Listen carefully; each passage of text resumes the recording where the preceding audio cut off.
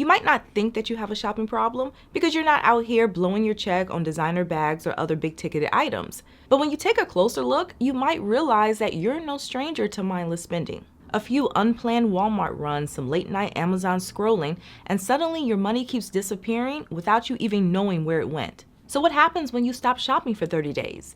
Meaning no clothes, no takeout, no impulse purchases, and only buying just the essentials like groceries, gas, and bills. In a nutshell, everything changes, and you might realize that you're not as intentional with money as you think. Most people believe that they are responsible with it, but doing a 30-day no-spend challenge can reveal just how often purchases are made without thinking.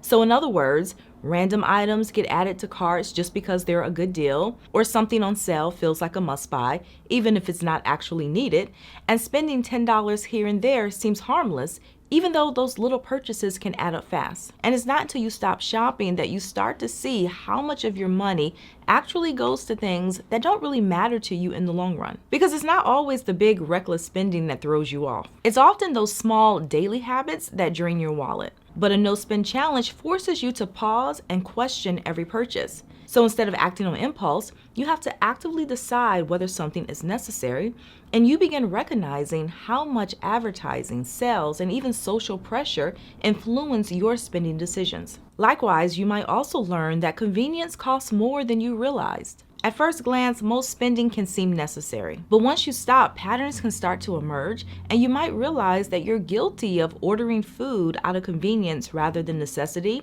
grabbing a coffee because making one at home feels like a hassle, or buying something new instead of taking time to see if it's already available at home. And more often than not, a large percentage of your money isn't being spent on essentials. It's being spent on making life easier in the moment. But of course, that convenience comes at a cost. Because even if you impulse order one $30 meal per week because you didn't feel like cooking, that's $120 a month. And granted, that might not seem like a big deal, but if you're stressing about credit card debt, or if you feel your savings isn't where it needs to be, that $120 can be put to better use. So go back, look through your bank statements, your credit card statements, and add up how much you've spent on conveniences over the past 30 or 60 days. Because seeing the amount that you've spent in black and white could be the thing that makes all of this click. So instead of always defaulting to spending for convenience, you can start developing better habits. Also, the desire to shop might fade faster than expected. Now, the first week of no shopping can be rough, especially if you're used to always being in the stores. The reality is the instinct to browse sales, to add things to cart, and to look for deals doesn't go away overnight. But after a while, something shifts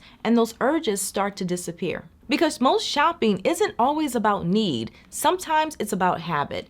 And yes, breaking the cycle of constantly looking for something new is tough at first, but once the initial discomfort passes, the desire to shop fades surprisingly fast, and without the constant pull of new purchases, it becomes easier to focus on what's already there. So even though it may feel as if you're depriving yourself, as time passes, you might come to realize that a lot of those purchases did not bring lasting happiness. Instead, they were just quick dopamine hits or fleeting moments of excitement that faded just as quickly as they appeared. After 30 days, you might also start appreciating what you already have. Without the distraction of new purchases, your attention will automatically shift to things that you already own. So clothes that you've forgotten about might suddenly feel new again. You might also start making meals from pantry staples instead of always resorting to takeout. And your skincare, beauty products, and other household items get fully used rather than replaced before you're able to finish them. And finally, after 30 days, you will see your savings grow without even trying. So in other words, the money that would have normally been spent on things that you really didn't need or probably didn't even want, it stays in the bank. There's no feeling of deprivation, just more financial awareness and the realization that many purchases weren't adding real value to your life. And after the 30 days, seeing the actual amount that you were able to save can be a big shock because you might not have realized just how much you've been wasting month after month. I've heard many people explain just how eye-opening a no-spend challenge can be. And until they did one, they honestly thought that they were living paycheck to paycheck and had no money for savings. And it wasn't until after the challenge that they realized that the problem wasn't that they were living paycheck to paycheck, but rather it was their spending habits. So not only will your savings grow, your entire perception of spending can also change. Because a no spend challenge isn't just about cutting expenses. It's about learning to spend with intention and making financial decisions that will match up with your long-term goals. Because when you see how much you can save just by cutting out unnecessary spending, the idea of building an emergency fund, paying off debt, or investing doesn't seem so overwhelming. The money that once disappeared into random purchases can now go towards something meaningful, which makes financial stability feel more attainable than ever.